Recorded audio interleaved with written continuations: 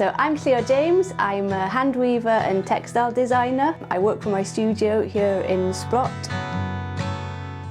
It's been the biggest project that I've undertaken to date, and to think that my cushions are going to be seen in the centre is just a real privilege, really. So these are the maritime signalling flags that I've taken initial inspiration for the woven cushions: WMC, CMC and CF.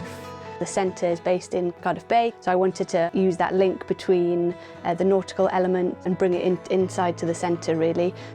I tend to start off with doing these yarn wraps, and it's just a matter of looking at colour proportions and how colour sits next to each other.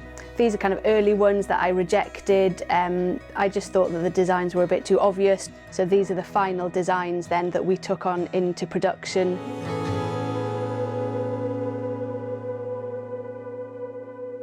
A wedyn, y broses yw bod y siafft yma'n cael ei codi, a wedyn dwi'n gallu gosod y wennol trwy yr ystod, ac yn araf bach mae'r defnydd yn cael ei wyhyddu.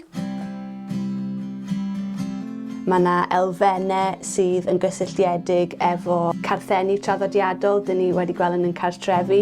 Felly pan bydd y cyhoedd yn dod mewn i'r ganolfan, bydd nhw'n teimlo'r cynestrwydd yna, a bydd nhw'n gweld elfennau o'r nostalgia yn y gwaith.